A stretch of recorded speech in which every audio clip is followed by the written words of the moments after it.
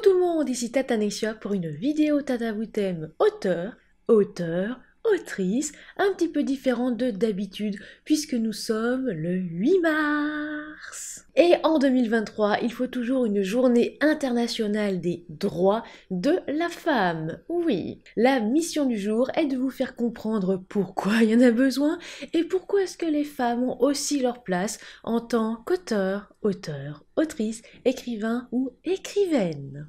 Eh oui, féminisez-moi ce générique.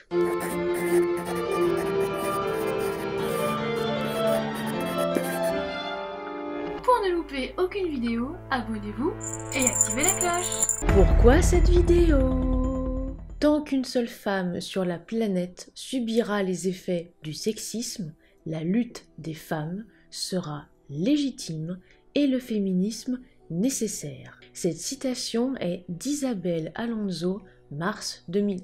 Reprenez vos fleurs, reprenez vos promesses.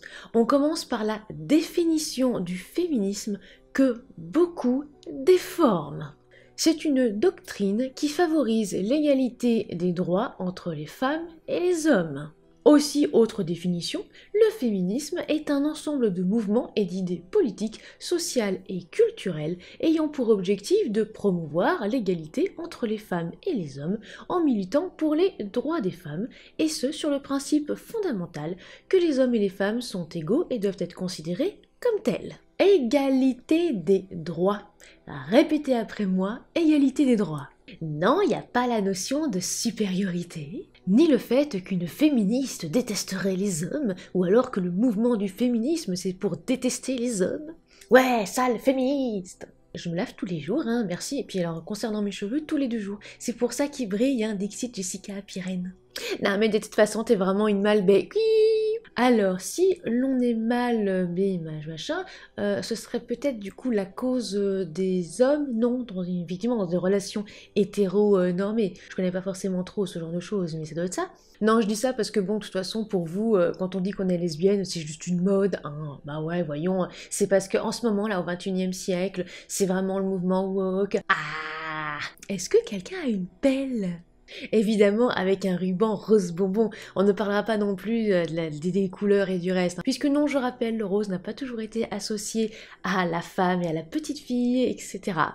Mais la vidéo sera un petit peu trop longue, donc on va avancer. Des chiffres, ouais, un petit peu de chiffres parce que vous avez toujours un petit peu de mal. Alors ce qu'on constate, et ne vous inquiétez pas, comme d'habitude, toutes les sources sont dans la description de cette vidéo, donc n'hésitez pas à y jeter un petit tour. Une femme sur 2 a déjà été confrontée à une situation de sexisme ou de harcèlement sexuel au travail en France. Ensuite, l'école à domicile demeure majoritairement prise en charge par les femmes.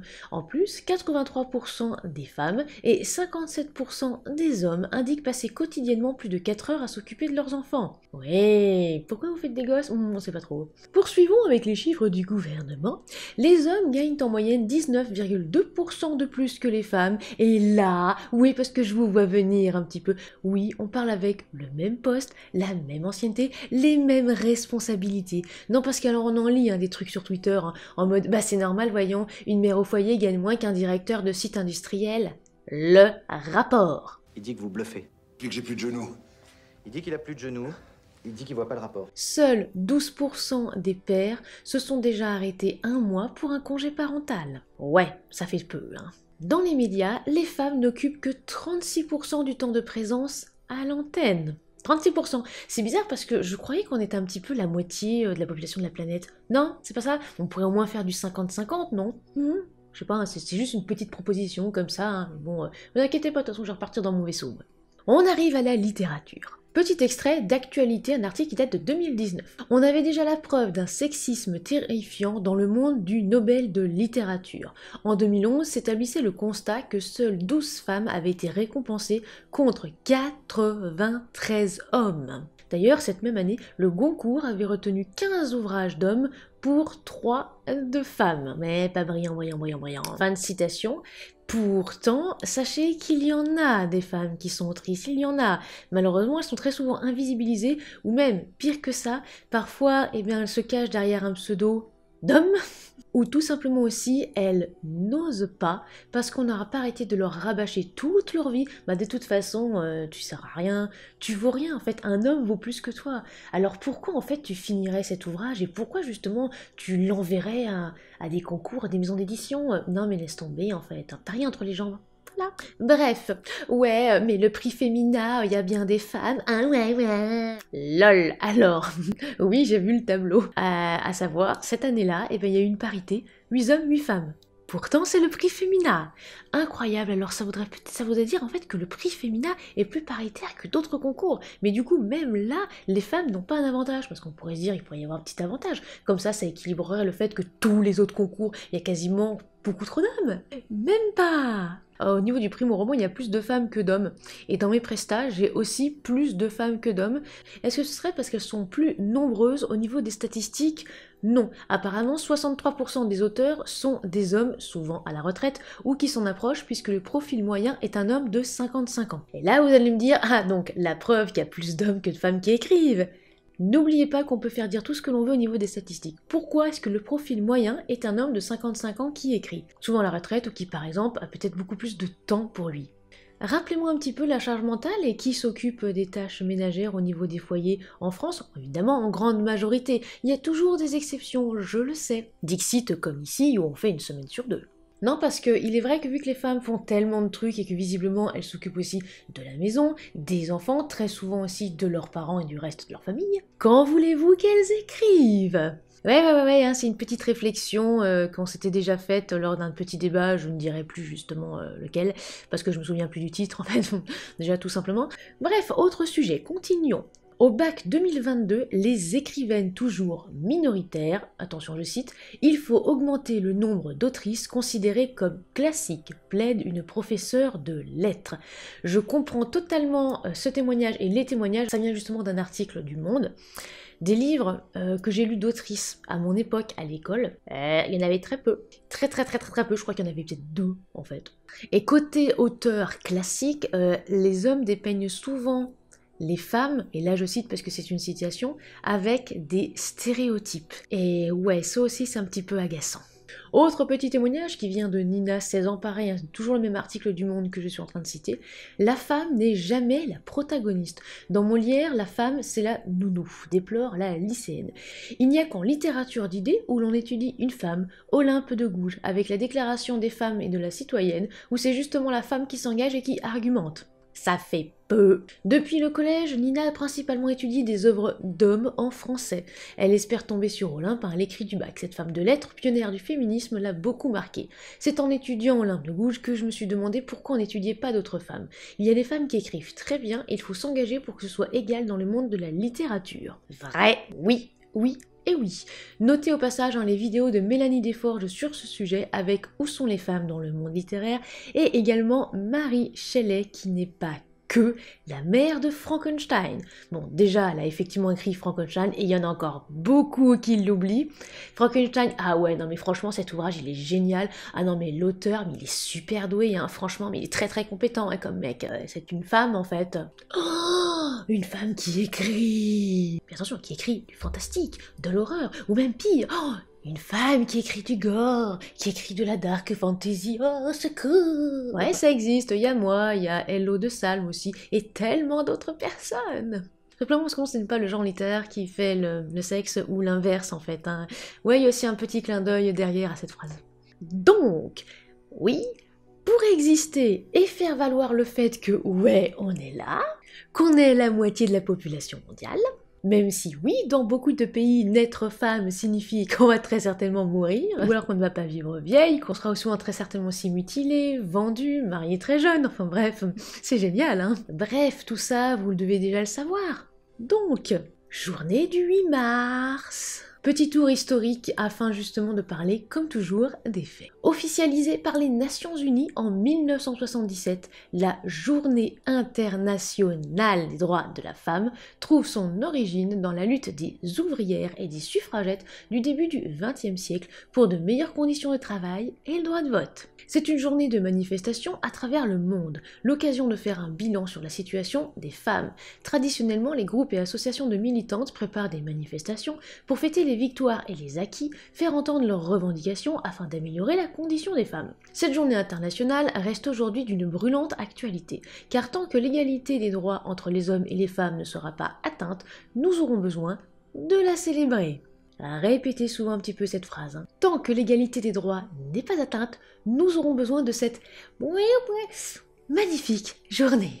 Bien que les femmes représentent près de la moitié de la population mondiale, l'écart technologique et l'excès Internet restent en leur défaveur par rapport aux hommes. Ça, c'est une petite citation de l'ONU que j'ai trouvée dramatique. Malheureusement, même l'histoire avec un grand H donne effectivement aussi raison. À qui on a interdit de lire et d'écrire pendant plusieurs siècles.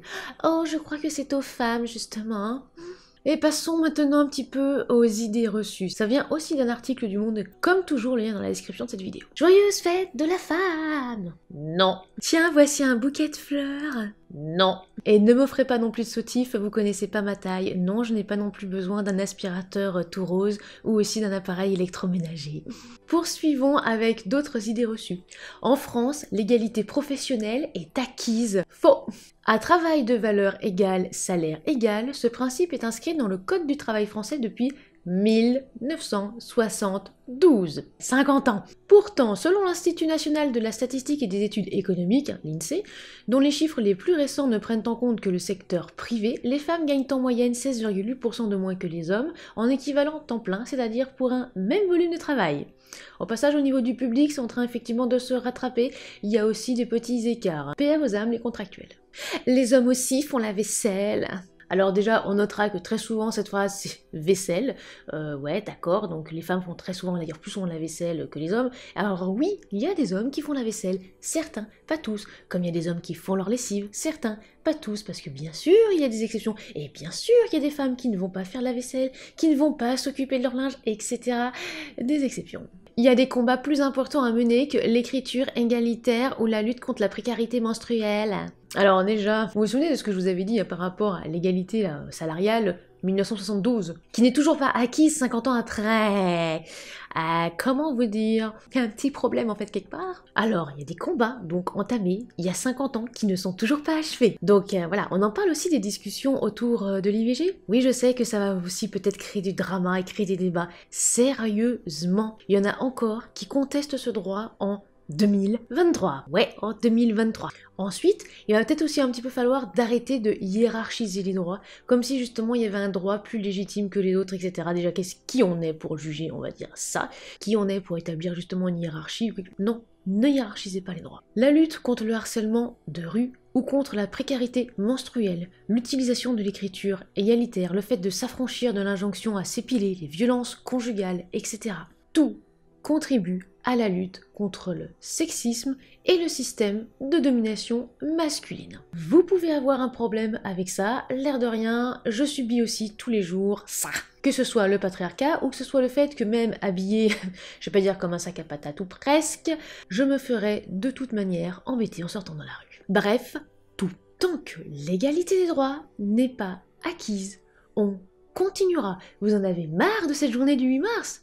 Eh bien, vous n'avez qu'à peut-être un petit peu militer avec nous et aussi nous aider. Quoi faire? Oui, on en arrive à quoi faire, puisque j'aime bien aussi apporter des solutions. C'est très bien donc de parler des faits, des problèmes justement, mais qu'est-ce qu'il faut faire en réalité et en pratique? Tout d'abord, informer. Ça paraît bizarre, hein, mais l'information peut être vraiment une arme. Informer sur ce qu'il se passe, informer aussi sur la condition des femmes et des filles dans le monde. Et je parle bien aussi du monde, mais aussi en France. Ne pensez pas qu'en France tout va bien, tout est rose et tout est mignon, c'est les bisounours. Non. N'oubliez pas en France que quand une femme veut aller porter plainte, c'est rare que ça aille jusqu'au bout et c'est même rare d'ailleurs qu'elle soit écoutée. Donc le deuxième point justement sur lequel je vais insister, c'est l'écoute. Écoutez et écoutez aussi sans a priori, puisque dès que quelqu'un justement va témoigner, dès que quelqu'un va parler de son vécu, je le vois sur les réseaux sociaux, mais aussi et malheureusement IRL, les hommes n'écoutent pas. Il y a même aussi des fois des femmes qui n'écoutent pas. Non mais de toute façon tu te plains tout le temps, non mais de toute façon tu vois le patriarcat partout, non mais arrête avec ton féminisme là, franchement mais ça a gerbé là.